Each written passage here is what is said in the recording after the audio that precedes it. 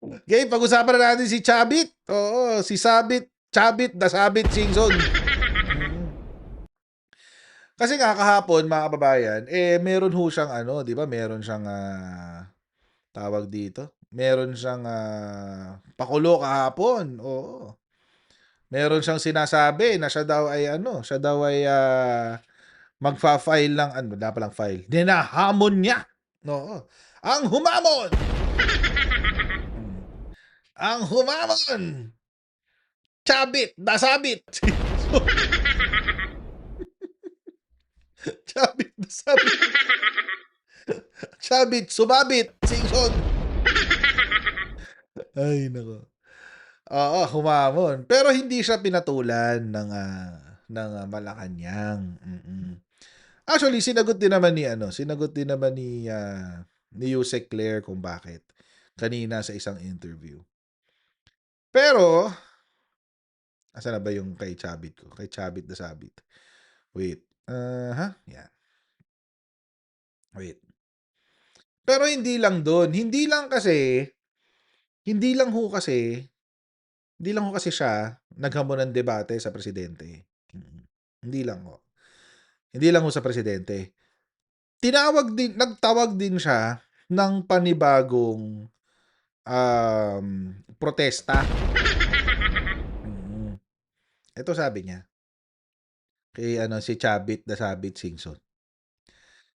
Chavit Singson calls on groups to mount a one-time big-time rally versus corruption. Uy! One-time big-time rally daw, oo. Sabi niya,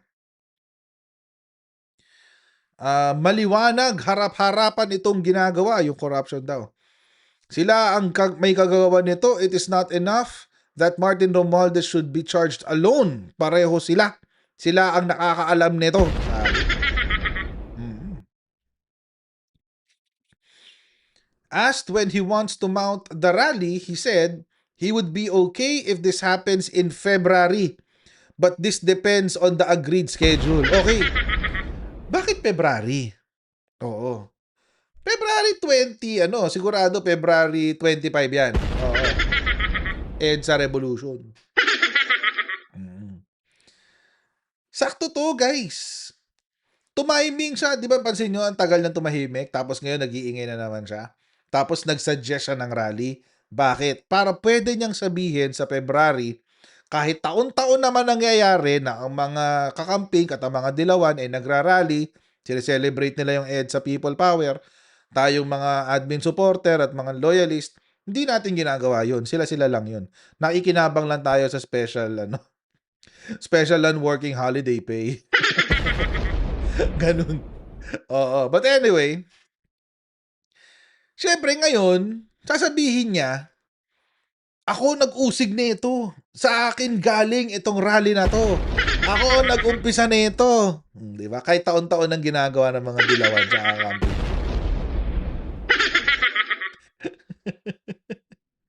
Sabi niya, nasa grupo yan ang magdi-decide ang religious organization, the opposition, lahat na nagmamahal sa ating bansa.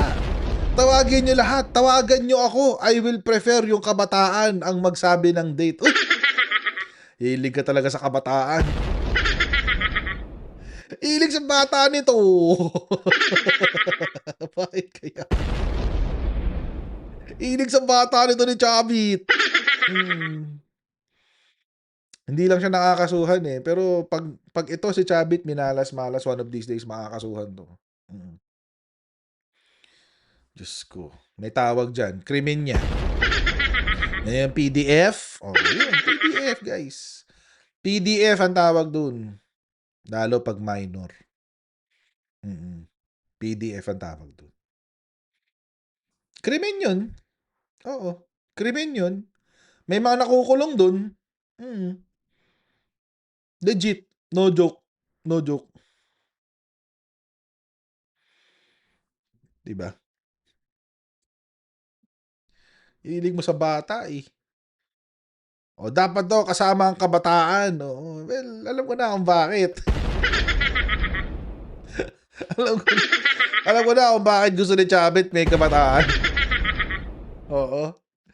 But anyway,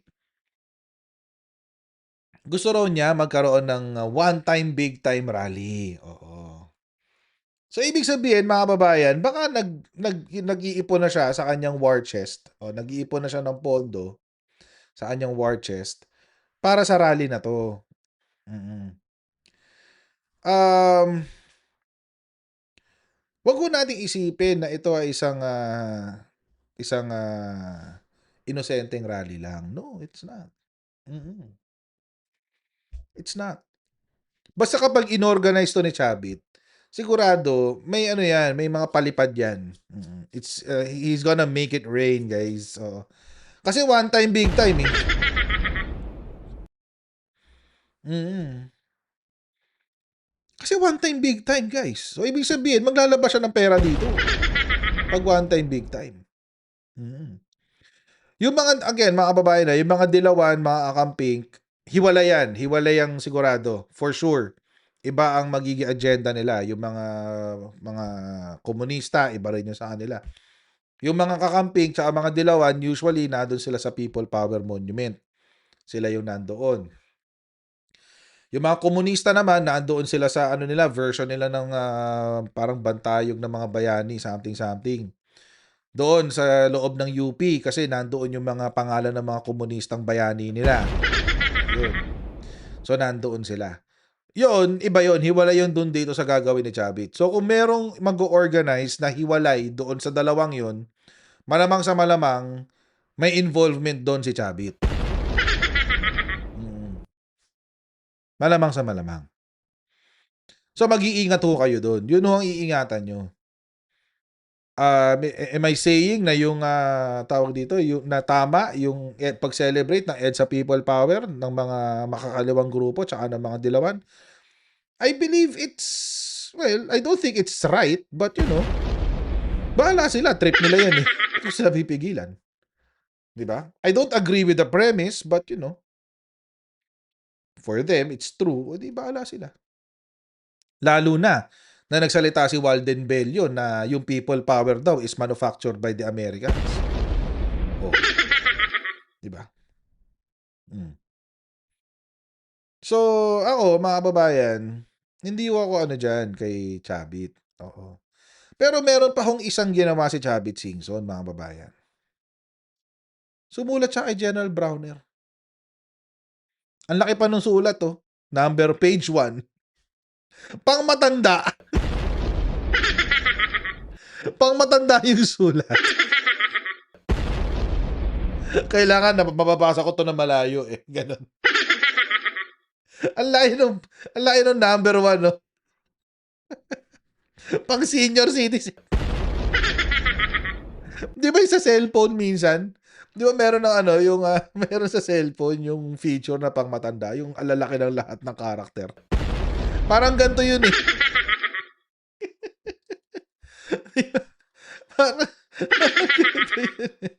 Parang grade 1 textbook, Marshall Nimbus. So parang gano'n na.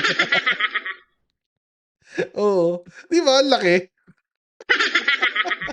But anyway, binasa niya siguro to sa press con niya kahapon. Ito, may sinabi siya sa kanyang open letter to General Romeo Bronner Jr. Sabi, I write this letter not as a political figure but as a Filipino who's lived through wars, coup, assassinations, dictatorship, blah, blah, blah, haba. I have stood in the middle of history more times than I can count and I know the smell of a dying nation. General Sir, I smell it again.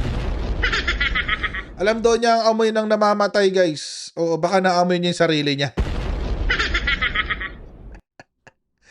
Or baka, well, alam naman natin, he's not as clean as he claims, di ba? Baka meron na talaga siyang mga naamoy na dying. If you know what I mean. Anyway, I smell it again. Baka you're smelling yourself. This time, the enemy is not foreign. This time, the enemy is inside our home. Oo. You speak often about China, about Taiwan, about war scenarios, about preparing for conflicts beyond our shores. But how can we prepare for battles out there when we are losing the most important battle here at our home? Our nation is collapsing not because of foreign aggression, but because of corruption. Because corruption has eaten us from the inside. Uy, may ganun drama. Oh, SMNI ang nag-post nito. Ayan, oh. Oh, ayan, oh. SMNI ang nag-post niyan. Ayan. Oh, di ba? Yan. Siyempre, alam na natin yan. Tapos, okay, lampasan na natin yung iba niyang drama. Okay. Meron pa siyang sinabi, the AFP is being blinded or it is being ordered to close their eyes. Neither is acceptable, neither is forgivable to the Filipino people. Tapos, ano pa ba? Ayan, ito pa sabi, why are you protecting thieves? Why are you lending your dignity, your uniform, your honor to people who betray the nation every single day? Sabi niya. Oh, China is not our enemy. Our enemy is the corrupt officials of this country. Uy! Uy! Uy! Uy! Baliw ka ba? Di ba, Chris Jr.? Salamat sa super Wow chat. naman! Wow! Wow! Chabit, may gustong sabihin sa'yo si Presidente. Mahiya naman kayo. Chabit, may gusto talaga sabihin sa'yo si Presidente. Mahiya naman kayo. Baliw ka ba? Maya ka, uy! Oo. Excuse me. Game, tuloy natin. Aha. Okay, iba dyan, mga drama-drama na lang. Ayan. Ito pa. Worse reports now say that some ranking officials were given cash. Not to help them, but to silence them. Money to keep them from acting, from speaking, from standing up. That is an insult to your uniform, your oath, and your dignity. You must show the nation that the armed forces cannot be fooled, bought, or manipulated. I challenge every good citizen, including the police and military alike, to come out and stand for our country. Stand and declare that you will not tolerate graft and corruption. Nako, eto na. Mukhang lumalapit-lapit ka na sa sa pagiging Romeo Pokis. Mukhang malapit ka na maging Romeo Pokis dito, Chabit. Konti na lang. If you continue to stay silent, then that silence speaks loudly. It means you accept the corruption. Uy, may ganun. Oo, tinanggap daw yung corruption, guys. May ganun eh. Basahin pa natin. Ito. Dito tayo sa huli na. Ito. Sabi niya, I am not asking you to remove the president. What I ask is far simpler and far braver. Announce your stand against graft and corruption in a public place. Oh, wait lang. Wait. Di ba sa sinasabi nito ni Chavit Singson, ang corrupt ay yung presidente? Tapos sinasabi niya, I am not asking you to remove the president. Ang gusto ko lang magsalita kayo laban sa presidente. Oo. Sabihin lang daw ang kanilang posisyon laban sa graft and corruption na sinasabi nila Chavit Singson ay ginagawa ng presidente. Magulo. Akala yata niya may isasalba siya nitong sentence na to na I'm not asking you to remove the president. Oo, hindi naman yan ng essence ng sedition eh. Ang essence ng sedition ay kinukumbinsi mo ang isang grupo na mag-aklas laban sa gobyerno. Not just calling the removal of the president. It is to go against the government in general. So, pag sinabi nyo na ganito, kumbaga parang ang nangyari kasi dito, siningit lang nila ito para iwas pusoy. Pero parang iwas pusoy. Pero sa totoong buhay, nang hihikayat sila na mag-aklas ang ating AFP. Soft sedition daw to. Sabi ni Coolme. Soft sedition, parang soft pork. Well, If the shoe fits. Oh, kasi pag sinabi nila, sa tono kasi ng sulat nito ni Chavit Singson, yung konteksto kasi niya is ayan, corrupt officials daw. Tama naman. Dapat labanan ang corrupt officials ng ating bansa. Pero nagsalita ng AFP dito eh. Ang sabi nila, susuportahan nila ang effort ng presidente na labanan ng korupsyon sa bansa. Di ba? Kasi yung presidente lumalaban sa korupsyon eh. So, tama ang ginagawa ng AFP na sumusuporta sila sa presidente laban sa korupsyon ng bansa. Pero alam naman natin na ang gusto nilang palabasin dito, mga kababayan, ay hindi lamang paglaban sa korupsyon.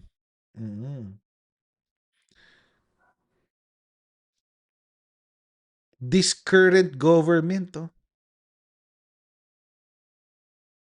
ayan, this current government. So, para sa kanila, corruption is this current government.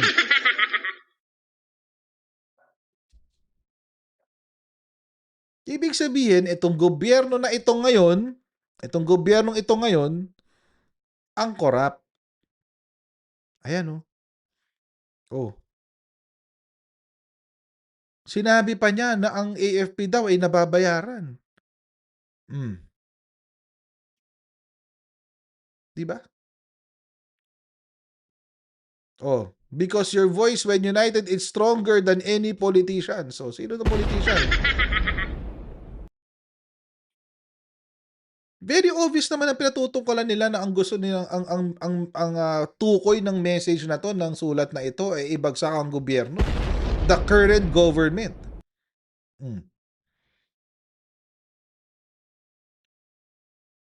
Di ba?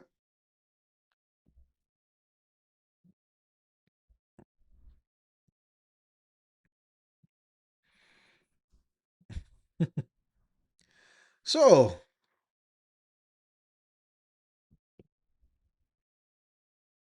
is this seditious? Well, it is actually. Oo. Pero nilagyan nila ng sentence sa huli. Ito, na I'm not asking you to remove the president. Kasi ito, parang parang palusot lang nila yan dyan. Nilagay lang nila yan dyan para hindi sila maakusahan na they're destabilizing. But actually, the whole message is already a message of destabilization. Hinihikayat na niya yung AFP na mag-aklas. Kasi naglabas na ng statement ang AFP. Sabi nila, they will support the current administration. Ngayon, ang gusto pa nila, magsalita pa raw in public. Ano ba gusto yung salita? Diba? Ano ba gusto yung salita? Nagsalita na sila.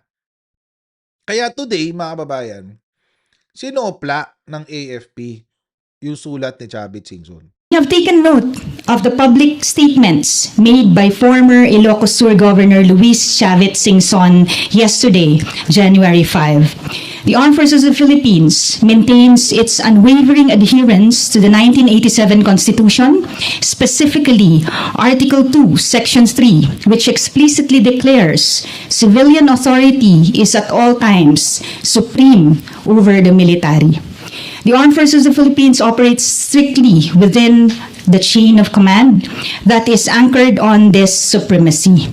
We perform our duties under this civilian authority, which directs the military's establishment in the execution of our mandate. It is in this specific context that the Armed Forces of the Philippines fulfill our role as the protector of the people and the state by remaining disciplined, professional, and united. The Armed Forces of the Philippines ensures that our force is employed solely for its constitutional goals to secure the sovereignty of the state and the integrity of the national territory. Consequently, while the Armed Forces of the Philippines have consistently supported calls for good governance and anti-corruption, addressing allegations regarding civilian governance, public finance, or economic policy fall exclusively under the jurisdiction of civilian courts and oversight bodies, not the military. This must be addressed through established legal processes. Within our own ranks, the Armed Forces of the Philippines maintains zero tolerance for misconduct. We do not shield offenders. Valid complaints against personnel are handled swiftly through internal mechanisms and proper courts. We caution that calls for military personnel to engage in partisan politics or act outside the chain of command undermine our institutional integrity. While we respect freedom of expression, we remain focused solely on our mission. Ang pangit ng putol ni ni News 5. So, basahin natin yung message ni ni AFP. Ito yun. Sumulat din sila, in fairness to them. Yan. Sumulat din naman sila. Saan na ba yung huli? At a time when national unity is paramount to defend our sovereignty in the West Philippine Sea, we urge the public to be discerning. We must be vigilant against narratives that masquerade as patriotism, but in reality align with and advance the interest of foreign entities seeking to encroach upon our territory. Yan. So, interpretation dito ng AFP sa sulat ni Chavit Singson, number 1, ito ay sulat na panig sa China. Bakit? Kasi naman, kung hindi ka pa naman kasi isang tangat kalahati, Chavit Singson, inulit-ulit mo Inulit-ulit mo talaga. China did not mastermind the flood control anomaly. China did not craft illegal insertions. China did not cause the peso to crash. Oo. Diba? China. China.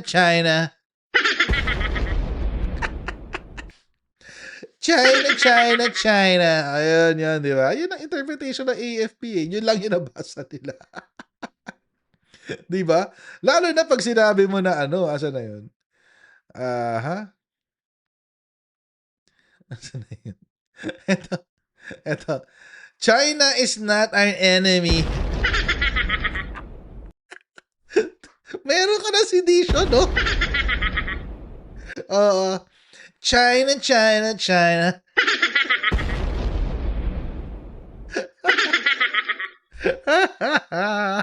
O di olats ka ngayon. Olats ka ngayon. Kaya may sagot, kaya kasama yung kaya in-address ng AFP. In-address ng AFP.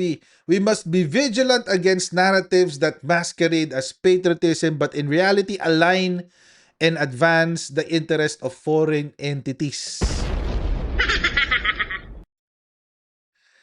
China is not our enemy. China.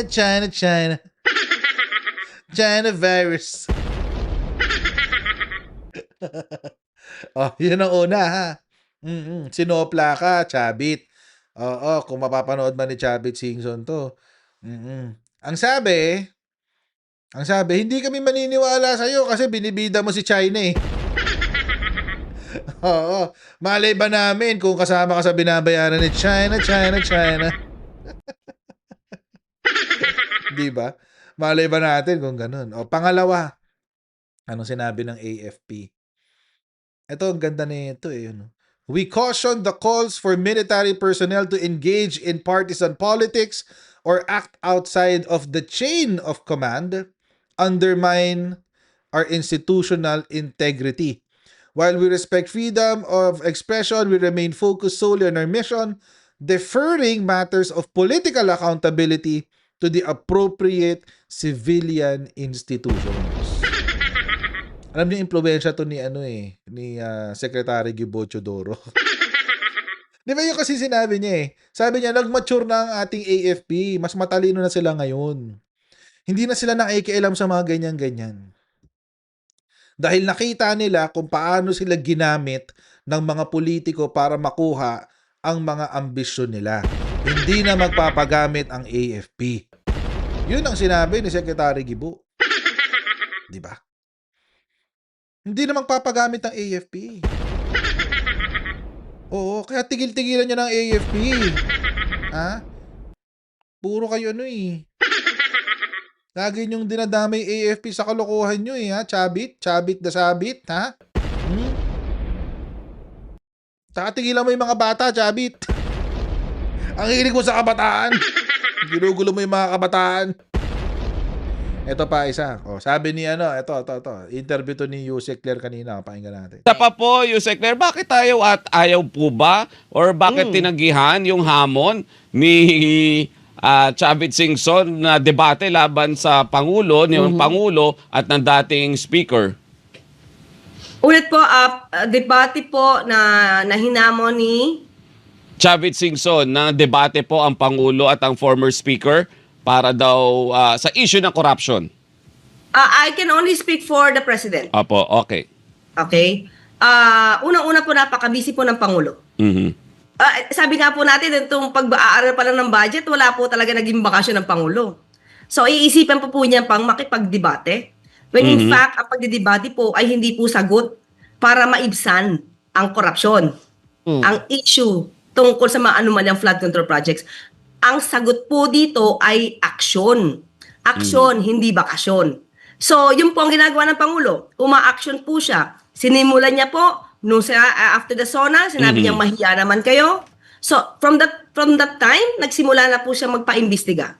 Hindi po nakukuha ang pagsawata sa korupsyon ng pagdebate. Ang sabi nga po natin, kung tungkol lang sa korupsyon ang pinag-uusapan at gustong idebate, sana noon pa po nakipagdebate nung panahon ni dating Pangulong Duterte na umaming siya'y korap. At umaming din na talamak ang ghost projects nung panahon niya. Sana noon, mas naging maingay sila. Actually, dadagdagan ko pa yung sinabi ni Yusek Claire. Ba't siya maghahamon ng debate? Mag-file na lang siya ng kaso. Kasi mga babayan, ibig sabihin kasi kung malakas ang loob mo makipag-debate, ibig sabihin meron kang ebidensya para sa mga argumento mo, di ba? Meron kang ebidensya sa bawat punto na sasabihin mo, meron kang ebidensya. So, kung meron kang ebidensya, idiretso mo ng file ng kaso. Huwag ka ba maghahamon ng debate? That's pointless. That's a waste of time. Oo. Kaya gagamitin lang yung debate na yan para magpapogi. Oo, magpapapogi lang yung isa. Obviously. Kalokohan yun. That's BS, man. That's BS. Tapos, you will put the president on the spot? No. Kung gusto niyo kung gusto niyo talaga ng totoong laban sa korupsyon, mag-file kayo ng kaso. Kayo mismo mag-file. Nasa inyo ang ebidensya kamo, di ba? Kasi kumbinsido sila na may korupsyon ginawa si President Bongbong Marcos. Kung meron man, o di, unahan nyo na. Dumiretso na kayo sa ombudsman. Ipa-imbestigahan nyo na ang presidente para ma-file na ng impeachment. Pwede naman yun Kaso, kung wala, manahimik ka. Kasi dapat, iniisip mo lahat ng sasabihin mo. Manahimik ka muna. Lalo-lalo na, pabor ka sa China. Mahiya naman kayo. Mahiya ka. Pabor ka pala sa China Mahiya naman kayo. Tuloy natin to. Yusek Claire, meron pang isa. Dahil si Chavit Singson ay nag-imbita rin. Nag-iinganyo sa mga mamamayan na pumunta doon sa isang malakihang rally daw niya. At dahil doon ay ipapanawagan na sigurado na raw. Oo, sabi niya. Sigurado. Na bababa na si Pangulong Marcos at dapat nang bumaba. Yan po ba ay bordering to inciting to sedition?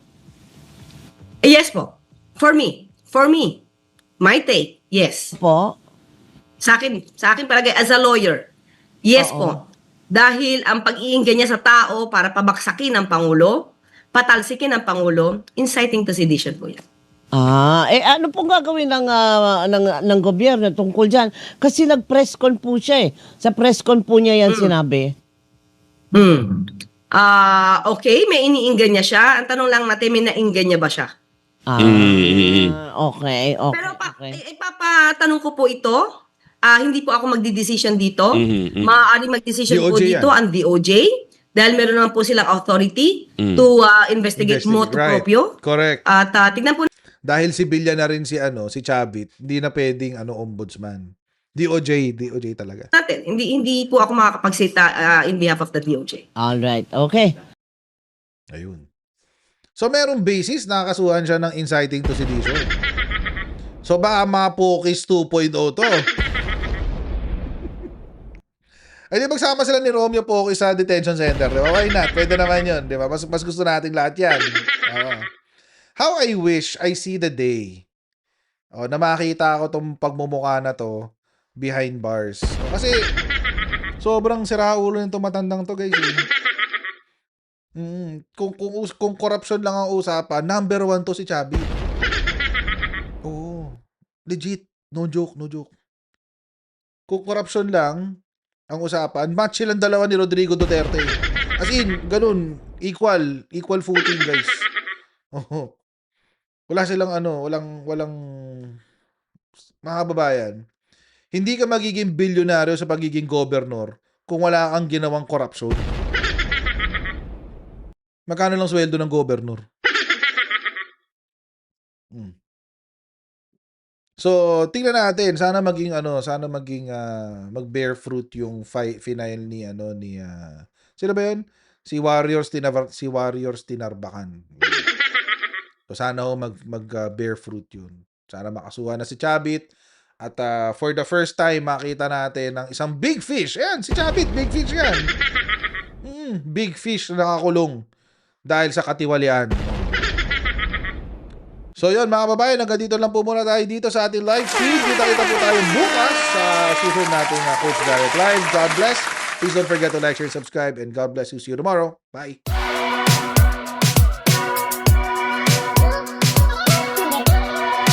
Pag ganun, natin gawing tanga mga Pilipino. Mas maganda kasi nasa lugar mo ng tama kaysa yung pinipilit mo yung pagkakamali.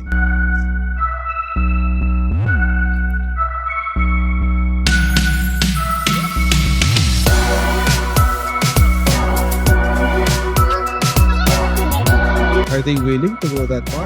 Hindi nakakalimutan ng Pilipino yan hanggat di nasasagot.